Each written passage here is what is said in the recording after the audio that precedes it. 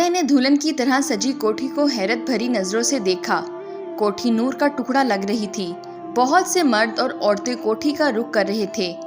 कारें आकर रुक रही थीं। मेहमान इनसे उतर कर कोठी की तरफ जा रहे थे। ऐसे में एक पैदल नौजवान बूढ़े के पास से गुजरने लगा। इसका रुख भी कोठी की तरफ था। जरा बात सुनना बेटा। नौजवान ठटक कर रुक गया।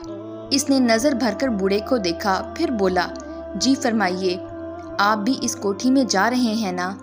हाँ जी, इसने कहा। आज यहाँ क्या है? ये कोठी सरदार अहमद बेग की है। इनके यहाँ पहला बेटा पैदा हुआ है।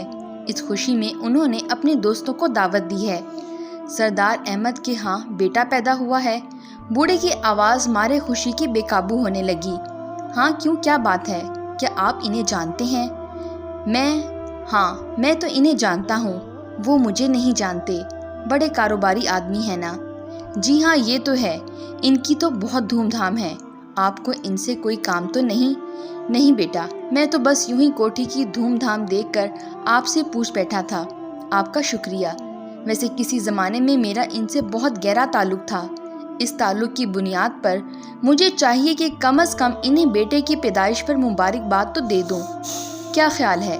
अगर मैं मुबारकबाद के 2-4 जुमले लिख कर आपको दे दूं तो आप इन्हें दे देंगे क्या? क्यों नहीं, ज़रूर दूंगा। अच्छी बात है, मैं अभी लिखे देता हूँ। ये कहकर बूढ़े ने जेब से कागज़ निकाला और लिखने लगा। फिर कागज़ तह करके इसकी तरफ बढ़ा दिया। ये लो बेटा, इन्हें दे देना, वो समझ जाएंगे कि कौन आया था। जी अच्छा, लेकिन बड़े मियाँ, अगर आपका इनसे करीबी ताल्लुक़ रहा है तो आप इनसे मिल क्यों नहीं लेते? आज यहाँ लोगों की दावत है ना, मेरा अंदर जाना किसी तरह भी मुनासिब नहीं होगा। लोग ख्याल करेंगे खाने के लिए अंदर घुस आया है। जाहिर है मेरी वज़ाकता ऐसी तो है नहीं मेहमान नज़र आ सकूं। हाँ अच्छा ठीक है, आप फिक्र ना करें, मैं इन्हें दे दूंगा। जीते रहो बेटा। क्या नाम है आपका? जी मेरा नाम काशिफ खान है। काशिफ खान? बूढ़े ने नाम दोहराया। जी हाँ, यही नाम है।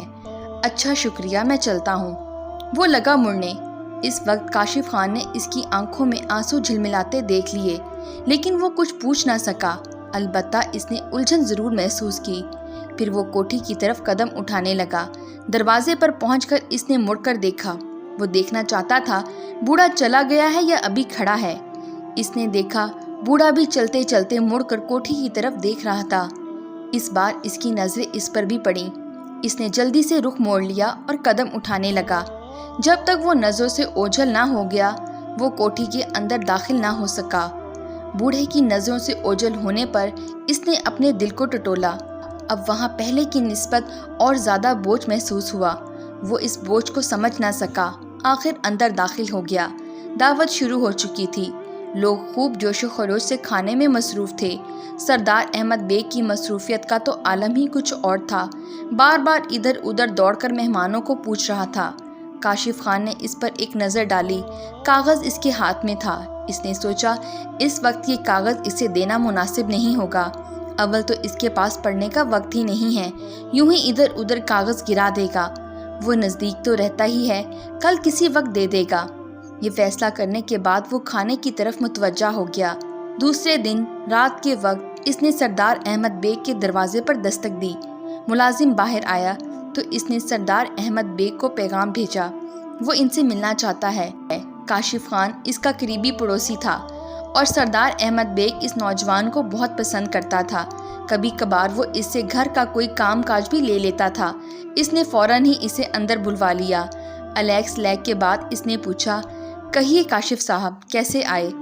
मैं कल जब दावत में शिरकत के लिए आ रहा था तो आपकी कोठी से ज़रा फासले पर एक बूढ़ा आदमी खड़ा नज़र आया था। इसने मुझे ये पर्चा दिया था और कहा था कि मैं आपको दे दूं, लेकिन उस वक्त आप बहुत मसरूफ़ थे। मैंने सोचा आज फुर्सत में दे दूंगा। आपने अच्छा किया काशिफ मियाँ, आपका शुक्रिया। ये कहकर सरदार अहमद बेग ने कागज़ ले लिया। इस पर लिखे अल्फाज पढ़कर इसने कागज़ जेब में डाल लिया। अच्छा मैं चलता हूँ, चाय नहीं पियेंगे? फिर सही। और वो चला आया। ऐसे में इसने कई बार चाहा कि पूछ ले कि बूढ़ा कौन था, लेकिन पूछ ना सका। इस वाक़ये को कई दिन गुजर गए। इसे बार बार बूढ़े का ख्याल आता रहा। آخر آہستہ آہستہ وہ اسے بھول ہی گیا۔ اس شام وہ اپنے دفتر سے فارغ ہو کر گھر آ رہا تھا۔ سردار احمد بیگ کی کوٹھی کے قریب سے گزرتے ہوئے وہ بہت زور سے چونکا۔ وہی بوڑھا کھڑا تھا۔ غیر ارادی طور پر اس کے قدم اس کی طرف اٹھنے لگے۔ السلام علیکم بڑے میاں۔ وہ چونک اٹھا، نظریں اس کے چہرے پر جما دیں، چند سیکنڈ تک دیکھتا رہا، آخر بولا، آپ وہی تو نہیں جنہیں میں نے اس دن پیغام لکھ کر دیا تھا؟ جی ہاں، میں وہی ہوں۔ آپ آج پھر یہاں نظر آ رہے ہیں۔ میں مہینے میں ایک بار یہاں ضرور آتا ہوں، لیکن کیوں؟ بس اس کوٹھی کو ایک نظر دیکھنے کے لیے۔ اور کیا؟ کاشف خان جلدی سے بولا، اور اس کوٹھی والوں کی خیریت معلوم کرنے کے لیے۔ دراصل گاؤں میں ایک پاگل عورت رہتی ہے، بس وہ ضد کرتی ہے میں یہاں آؤں اور ان کی خیریت کی خبر اسے سناؤں۔ وہ کون ہے؟ آپ کس گاؤں میں رہتے ہیں؟ سندر گاؤں میں۔ میرا نام ابرار احمد ہے۔ یہ کہتے ہوئے وہ جانے کے لیے مڑا، پھر اس نے السلام علیکم کہا اور قدم اٹھا دیے۔ کاشف اسے دیکھتا رہ گیا۔ ایک بار پھر وہی بوجھ اس پر آ سوار ہوا تھا۔ اچانک وہ بڑبڑایا، میں اس بوجھ سے نجات ضرور حاصل کروں گا۔ اتوار کے دن وہ سندر گاؤں کا رخ کر رہا تھا اور وہاں پہنچ کر ابرار احمد کا گھر تلاش کرنا ذرا بھی مشکل ثابت نہ ہوا۔ اس نے دھڑکتے دل کے ساتھ دروازے پر دستک دی۔ وہ وقت صبح کا تھا۔ گاؤں شہر سے زیادہ دور نہیں تھا۔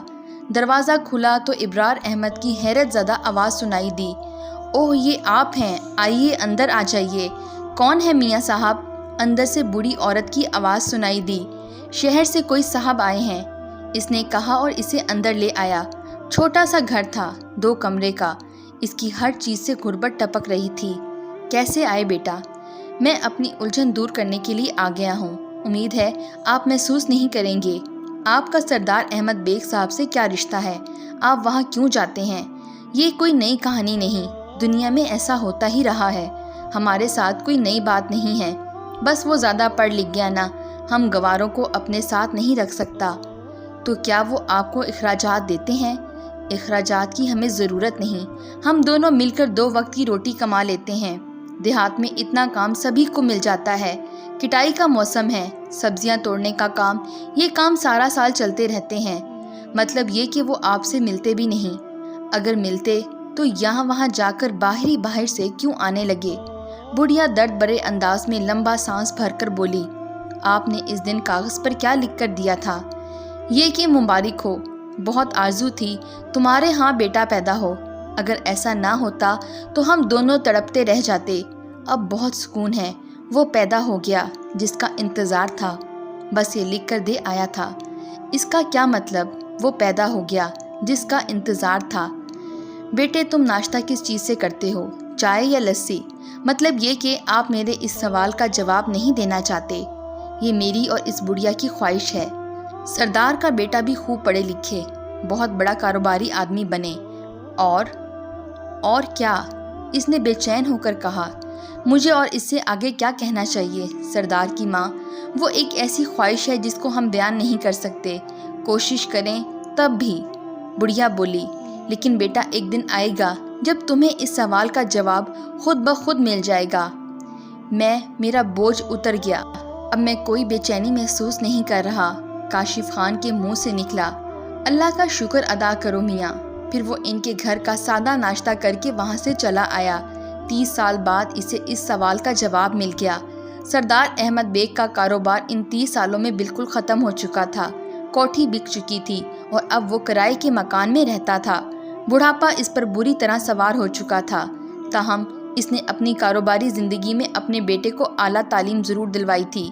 اس کی ایک بڑے گھرانے میں شادی بھی کر دی تھی اور اب وہ ایک بڑا سرکاری افسر بن چکا تھا۔ باپ سے الگ کہیں اور رہتا تھا۔ کاشف خان اس روز کسی دوست سے ملنے گیا تو ایک شاندار سجی بنی کوٹھی کے سامنے اسے بوڑھا سردار احمد کھڑا دکھائی دیا۔ اسے ایک جھٹکا لگا، اس کے قدم خود بخود اس کی طرف اٹھ گئے۔ سردار احمد بیگ، یہ آپ ہیں؟ اس نے چونک کر اس کی طرف دیکھا، کئی سیکنڈ تک دیکھتا رہا، پھر بولا، اچھا یہ آپ ہیں کاشف خان؟ ہاں، آپ نے ٹھیک پہچانا، لیکن آپ یہاں کیسے کھڑے ہیں؟ وہ سامنے والی کوٹھی دیکھ رہے ہو؟ یہ میرے بیٹے کی ہے، آج اس کے ہاں بیٹا پیدا ہوا ہے۔ واہ واہ، کاشف خان دھک سے رہ گیا، اس کا منہ کھلے کا کھلا رہ گیا۔ اسے سب سوالوں کے جواب مل گئے۔